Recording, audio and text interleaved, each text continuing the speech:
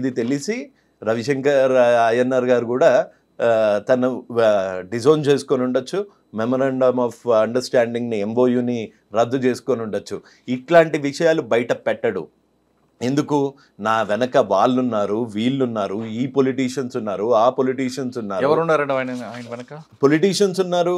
ఇవన్నీ క్లెయిమ్ చేసుకుంటాడు అతను. అంటే ఆయన చెప్పుకోవడానికి 100 చెప్పుకోవచ్చు, కానీ ఎవరు ఆయనకి సపోర్ట్గా రావట్లేదు. నాకు తెలిసి ఈ ఇన్సిడెంట్ తర్వాత నా నమ్మకం ఏంటి అంటే, ఎంత పెద్ద ఇన్ఫ్లుయెన్స్ ఉన్నా ప్రతి ఒక్కళ్ళు హర్ష సాయి అనే అతన్ని డిజోన్ చేసుకుంటారు. డిజోన్ చేసుకునే మూమెంట్ వచ్చేసింది. సో అందుకని ఇంకా తప్పించుకోలేడు. కానీ ఇప్పుడు మీరు చెప్తుంది అదొక ఆరోపణ ఉంది కదా చెప్తున్నారు. ఇప్పుడు ఇంత జరిగింది, నార్సింగ్ పొల్యూషన్ రేప్ కేసు జరిగిన తర్వాత కూడా ఆయన ఫాలోవర్స్ ఎవరు కూడా నమ్మట్లేదే. ఇది ఒక చిన్న పిక్చర్ అండి. అతని ఫాలోవర్స్ ఇంకా అతను ఇస్తున్న మత్తుమందులో ఉన్నాడు. ఈ ఆడియో రికార్డులు ఇవేవి కోర్టులో అడ్మిసిబుల్ ఎవిడెన్స్ లాగా ఉండవు. సో ఈ వాయిస్ రికార్డులు, ఈ పత్తాపారము యూట్యూబ్ వ్యూస్కి మటుకు సరిపోతుంది. కానీ ఒక్కసారి కోర్టు జడ్జి గారు చూశారు అంటే మటుకు డెఫినెట్గా ఇతనికి శిక్ష పడటం ఖాయం, ఇతను జైలుకి వెళ్ళటం ఖాయం. అండ్ బెట్టింగ్ యాప్స్లో ఇతని బ్యాంక్ అకౌంట్స్ అన్నీ ప్రోబ్ అయ్యి, ఈడీలో ప్రోబ్ అయ్యి, ఇతను చేసిన పత్తాపారము, ఇతని వెనకాలన్న పొలిటీషియన్స్ ప్రతి ఒక్కళ్ళు రోడ్డు మీదకి రావటం 100% అవుతుంది. ఇంకో చెప్పండి, అతని దగ్గర సాయానికి వెళ్ళిన ఒక అమ్మాయిని ఎట్లా మాట్లాడాడు అన్నది మీకు ఒక ప్లే చేసి వినిపిస్తాను. వాడు బ్రోకర్ నా కొడుకు సార్, నిజంగానే వాళ్ళు చీప్ గా మాట్లాడతాడు సార్. వాడు లేడీస్ కి కొంచెం కూడా రెస్పెక్ట్ అనేది లేదు సార్ వాడి దగ్గర. అంటే మీరు ఆ అమ్మాయి చెప్తున్నట్లు ఆరోపణలో నిజమే ఉండొచ్చు, కానీ ఇంకొక పార్ట్ తీసుకుంటే. ఒక్క నిమిషం. నా పేరు వచ్చి గులాబ్ జాన్ అండి. వీడియోస్ అన్ని చూసి పూర్ పీపుల్స్ కి హెల్ప్ చేస్తున్నారని నేను, మా అక్క, మేమందరము ఆర్కే బీచ్ కి వెళ్ళాము. అప్పుడు నా ప్రాబ్లం చాలా పెద్దదిగా ఉన్నది. నాకు మైండ్ అనేది పని చేయదండి. హెల్ప్ చేస్తాడు అని ఆశపడి వెళ్ళిన అమ్మాయిని ఎంత ఘోరంగా తిట్టాడు. అంటే ఇక్కడ 2 రకాలు ఉంటాయండి గారు. ఒక మనిషి మీ దగ్గరికి సహాయం కోసం వచ్చారు, మీరు సహాయం చేశారనుకోండి, సామ్రాట్ యువ సామ్రాట్ కాదు భారత్ సామ్రాట్ అయినా అని పొగుడతారు. అవును, ఓకే, అవును. మీరు యువకుడు కాదు కానీ యువకుడు సామ్రాట్ అంటారు మీకు. అవును. ఒకవేళ మీరు కానీ మీకు చేతనైతే చేస్తారు, మీ వల్ల కాలేదనుకోండి, మీరు సున్నితిగా తిరస్కరించిన వాళ్ళు ఏం చేస్తారంటే ఈయన యువ సామ్రాట్ కదా ముసలి సామ్రాట్, ఈయన వాళ్ళ చేస్తాడు, ఈయన అదన్నాడు ఇదన్నాడు చెప్తూ సాధారణంగా మనుషులు నైజం అది. మరి ఆ దీంట్లో మనం ఈమెను చూడకూడదు. అంటే ఒక 15 రోజులు వైజాగ్ బీచ్లో పిల్లల్ని వేసుకొని ఉన్న వాళ్ళని కూడా ఒకవేళ సాయం చేయలేనమ్మా అని ఉంటే, సాయం చేయలేనమ్మా నా ఆర్థిక పరిస్థితి బాగాలేదు అని ఉంటే, ఆవిడ ఇలా మాట్లాడేది వాళ్ళు కాదు. ఆవిడ్ని తిట్టారు, దుర్భాషలాడారు. ఆవిడ ప్రూఫ్స్తో పాటు పంపించింది, మీకు పంపిస్తాను అవన్నీ. సార్ ఇప్పుడు మన ఈ కేసు గురించి చూద్దామండి. ఆయన ఏం చెప్తారంటే హర్ష సాయి, నాకు ఆమెకి మధ్యన ప్రొడ్యూసర్ అండ్ హీరో మధ్య కనెక్షన్ మాత్రమే. ఓకే, ఆమె నాతో సినిమా తీస్తా అన్నారు. ఆమెతో పాటు ఎవరో బాలచంద్ర అనే వ్యక్తి ఆయన ఉన్నారు. కానీ నా దగ్గర అడ్వాన్స్ ఇస్తాను ఏమీ లేదు. వాళ్ళు నన్ను పెట్టుకుని అప్పులు చేయడం స్టార్ట్ చేశారు, నా కాల్ షీట్ చూపించుకుంటూ.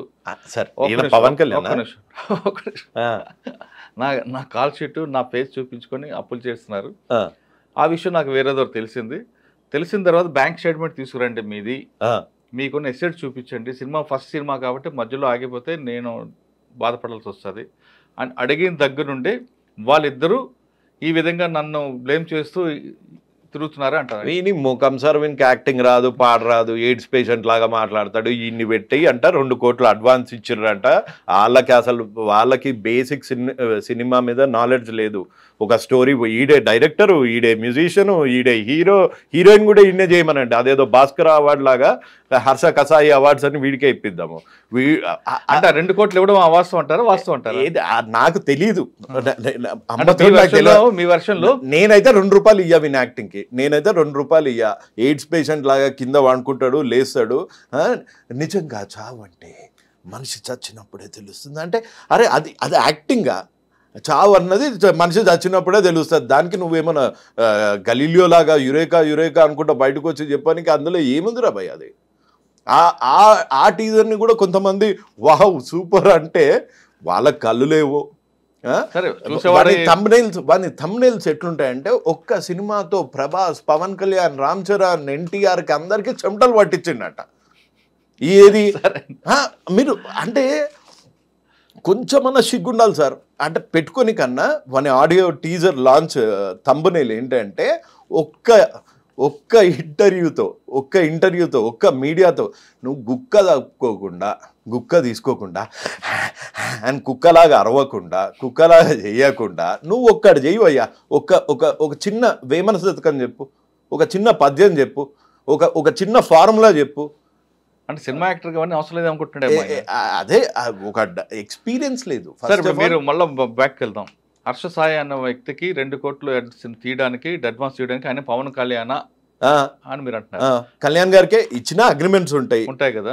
అంటే ఇప్పుడు ఈయనకి హర్షకి 2 కోట్లు ఇచ్చారని ఆమె చేసిన ఆరోపణ కూడా అవాస్తవం అనుకోవచ్చా? వాస్తవమా మళ్ళీ చెప్తున్నా. అసలు టీజర్ అయితే బయటకు వచ్చిందా? వీని 3rd క్లాస్ యాక్టింగ్ అయితే బయటకు వచ్చిందా? వీనితో సినిమా తీద్దామని నా అంత పెద్ద సూపర్ స్టార్తో సినిమా తీద్దామని ఇల్లే వచ్చిర్రా అంటారా? ఇన్ని వాస్తవాలు అయినప్పుడు, ఇన్ని టీజర్లు బయటకు వచ్చినప్పుడు వాళ్ళు అడ్వాన్స్ ఇచ్చారు లేకపోతే వాళ్ళు డబ్బులు ఇచ్చారు అన్నది ఒక్కటే అవాస్తవం అని ఎందుకు అనుకుంటున్నారు? కానీ హర్ష చెప్పే విషయం ఏంటంటే నన్ను పెట్టుకొని 2 కోట్లు వాళ్ళు అప్పులు చేస్తున్నారు, వాళ్ళ స్టేట్మెంట్ ఇవ్వమంటే అసలు వీన్ని నేను హర్ష సాయితోని సినిమా తీస్తా, ఇప్పుడు నేను తీస్తా సినిమా, నాకు ఎవడన్నా అడ్వాన్సులు పంపించండి, 10 రూపాయలు రావు, 10 రూపీస్ రావు. అంటే టీజర్ రిలీజ్ అయింది కదా వాళ్ళు 10.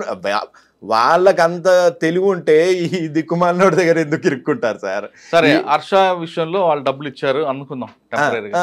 కానీ ఈ రిలేషన్షిప్ విషయం వచ్చేసరికి హర్ష రేప్ చేశాడని ఆమె కంప్లైంట్ చెప్పారు కాబట్టి ఒక విక్టిమ్ చెప్పిన మాటలు మనం ఖచ్చితంగా నమ్మాల్సిందే. ఎందుకంటే ఒక స్త్రీ 4 గోళ్ల మధ్య జరిగిన విషయాన్ని బయట చెప్పిందంటే ఖచ్చితంగా సంథింగ్ హ్యాపెండ్. రైట్. ఇంతకాలం ఎందుకు ఆమె ఆగింది? వెంటనే ఇచ్చుంటే ఒక బెనిఫిట్. సార్ మీరు అన్నట్లు బెదిరింపు ఉంది, ఎవరో బెదిరించారు, లేదా యువ సామ్రాట్ ఏ విధంగా అయితే కేసులు పెట్టి వేధించాడు అదే విధంగా తన కూడా ఇరుక్కుంటుందని భయపడి ఆగింది అనుకుందాం. కానీ 1 year వరకు ఎందుకు ఆగాల్సి వచ్చింది? వాడి క్లెయిమ్ ఏంటంటే అమ్మాయి ఎందుకు ఆగాల్సి వచ్చింది? నేను దానికి 1 word ఆన్సర్ ఇస్తా. హర్ష సాయి అనే రేపిస్ట్ అనుకుంటాడు, నా వెనకాల అమ్మాయి ఉంది అనుకున్నాడు ఇన్ని రోజులు. అంటే ఎలా? ఏ విధంగా? అదే నన్ను ఆడిస్తోంది అని. నేను ఎప్పుడైతే సార్ బండారం బద్దలు కొట్టానో, ప్రతి వీడియో ఎప్పుడైతే మిలియన్స్ ఆఫ్ వ్యూస్లోకి వెళ్ళిపోయాయో అప్పటి నుంచి ఈ బాధితులకి ఒకలాంటి భరోసా వచ్చింది, ఒకలాంటి ధైర్యం వచ్చింది. అంటే ఇప్పుడు ఇకపై అమ్మాయి లాంటి వాళ్ళు కూడా ముందుకు వస్తారంట. ఆల్రెడీ కాంటాక్ట్ లో ఉన్నారు. This is just the beginning of a very big dirty picture.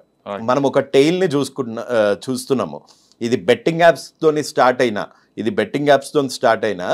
ఇది ఎంత పెద్దగా వెళ్తుంది అన్నది నాకు కూడా బై గాడ్స్ గ్రేస్ నాకు కూడా కొన్ని ఆధారాలు వచ్చాయి. నన్ను కొంతమంది వేరే విక్టిమ్స్ కూడా కాంటాక్ట్ చేశారు. వాళ్ళకి ఇంకా ధైర్యంగా బయటికి వచ్చి ఇతను చేసిన దుర్మార్గాలు చెప్పడానికి అమ్మాయిలు సార్, వాళ్ళ ఫ్యామిలీ ఉంటుంది, పెళ్లి కావాల్సిన ఏజ్లో ఉంటారు. ఇలా బయటికి వచ్చి మీడియాలో అంతా రచ్చరచ్చ అయిపోతే వాళ్ళకి పెళ్లి కాదు అని వాళ్ళ మదరు ఫాదరు సూసైడ్ చేసుకుంటా అని బెదిరించిన వాళ్ళు కూడా ఉన్నారు కొంతమంది ఇతని విక్టిమ్స్. సో ఇతని గురించి నా వాయిస్ విని నా వెనకాలకు వచ్చి బాధితులు ఉన్నారు, కానీ బాధితుల వెనకాల నేనున్నాను, కానీ నా వెనకాల బాధితులు లేరు. వస్తారు.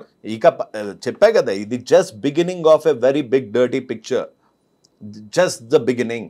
ఇతను ఎంత క్రిమినల్, ఇతను ఎంతమంది అమ్మాయిల జీవితాలతో ఆడుకున్నాడు. తనే చెప్పాడు కదా, నా దగ్గర 10 హార్డ్ డిస్కులలో అమ్మాయిల ఫోటోలు పెట్టుకునే పర్వర్టెడ్ గై నువ్వు ఏదో పెద్ద సమాజ సేవకుడిలాగా ట్రూత్ విల్ ట్రయంప్ కూడా కాదు, ఇట్లా పెట్టి my lawyer Tadikonda Chiranjeevi will address అంటే ఏం అడ్రస్ చేస్తాడు? ఆయనను కూర్చోబెట్టి ఆయన తద్దనా బద్దనా అంటున్నాడు, అక్కడ ఛత్రపతి డైలాగులు చెప్తున్నాడు. చెప్పండి. అంటే ఈ ఇష్యూ ఇక్కడతో కాదు, ఇంక ముందు ముసలి పండుగ. అసలు యాక్చువల్గా మనం చిన్నప్పుడు చదివాం, పువ్వు పుట్టగానే పరిమళిస్తుంది అన్నట్టు. ఈ హర్ష సాయి ఫ్యామిలీ బ్యాక్గ్రౌండ్ ఏంటి? రాధాకృష్ణ కతియార్ ఏ వ్యాపారం చేసేవారు? ఆయన వడ్డీ వ్యాపారా కాదా? ఎంతమంది పేదవాళ్ళ రక్తం తాగాడు? ఇతను గీతం కాలేజ్లో ఇతను చేసిన చేష్టలేంటి అసలు.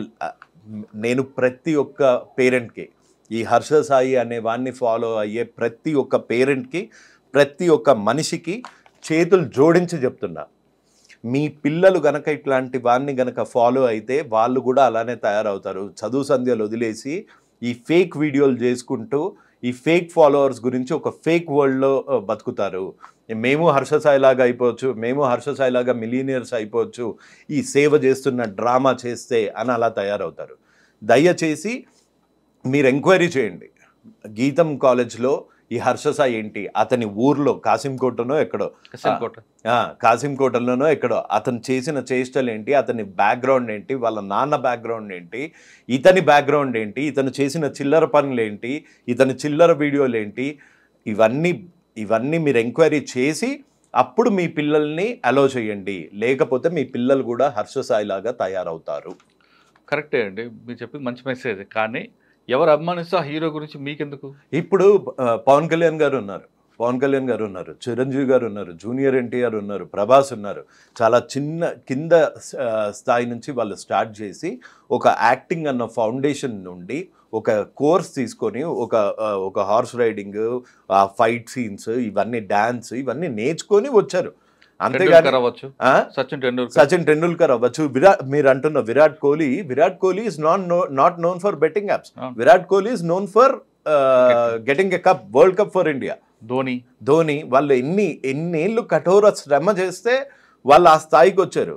ఇతనేంటండి 3 ఏళ్ళు 2 ఏళ్ళు సేవ చేస్తున్నట్టు డ్రామా చేసి బెట్టింగ్ యాప్స్ ప్రమోట్ చేసి కోట్లు తీసుకొని వాళ్ళతో పాటే ఇతను అనుకుంటాడు. అసలు ఇతని యాటిట్యూడ్ ఒక్కసారి చూడండి.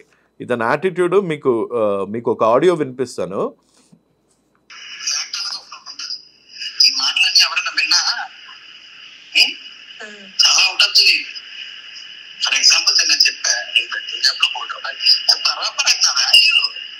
సరే, తవ్వకుండా పోతే చాలా విషయాలు బయటకు వస్తాయి. ఈ కేసులో అమ్మాయి హర్ష ఫాదర్ కూడా ఎందుకు ఇన్వాల్వ్ చేశారనుకోవచ్చు? అంటే మీరు అడిగిన ప్రశ్నకి మీ దగ్గర సమాధానం ఉంది. అప్పుడు అయిన అమ్మాయి ఇప్పుడు ఎందుకు వచ్చింది అంటే, నాకు ఇది just subject to correction and ఇది నా ఒపీనియన్. ఇన్ని రోజులు ఆ అమ్మాయిని మోసం చేస్తూ ఉండొచ్చు కదా. సరే అమ్మ పెళ్లి చేస్తా అని భరోసా ఇచ్చి ఉండొచ్చు కదా. అండ్ పెళ్ళికి ముహూర్తాలు లేవు, జాతకాలు సెట్ కాలే, ఇంకా మనం అలాంటి ప్రపంచంలోనే బతుకుతున్నాం కదా. సో దాని గురించి వెయిట్ చేస్తుండొచ్చు. ఇంకా ఎప్పటికీ ఈసారి గ్రీన్ సిగ్నల్ ఇవ్వకపోయేసరికి ఇప్పుడు బయటకు వచ్చి ఉంటుంది. సార్, ఫైనల్గా చెప్పండి, హర్షపై పడిన కేసు అతను తప్పు చేయలేదు అని ప్రూవ్ చేయగలంటే అవుతాడంటారా, అవడంటారా? ఒకటి. రెండోది, అవ్వాలనుకుంటే ఆయన ఏం చేయాలి? అతను ఫస్ట్ ఆఫ్ ఆల్ ఒకవేళ తప్పు చేయనివాడు పోలీసుల నుంచి తప్పించుకొని తిరగడు. డైరెక్ట్గా బెయిల్ అప్లై చేద్దాము అని తిరగడు. తప్పు చేయనివాడు శిక్ష పడితే పడింది, ఇవాళ కాకపోతే రేపు నిజం బయటకు వస్తుంది అని వెళ్ళి పోలీస్ స్టేషన్లో వచ్చి కూర్చోవచ్చుగా.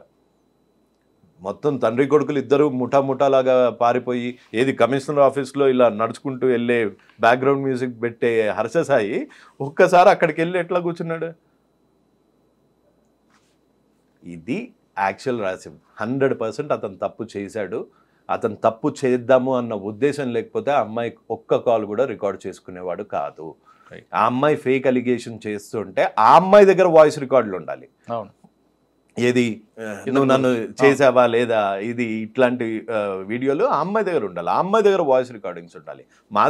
నా దగ్గర ఎందుకు ఉండాలి వాయిస్ రికార్డింగ్స్?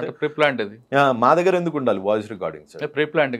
ప్రీ ప్లాన్డ్ గా అతను ఆ అమ్మాయిని ఇరికిచ్చాడు, ఆ అమ్మాయిని రేప్ చేశాడు కాబట్టి తప్పించుకొని తిరుగుతున్న దొంగ.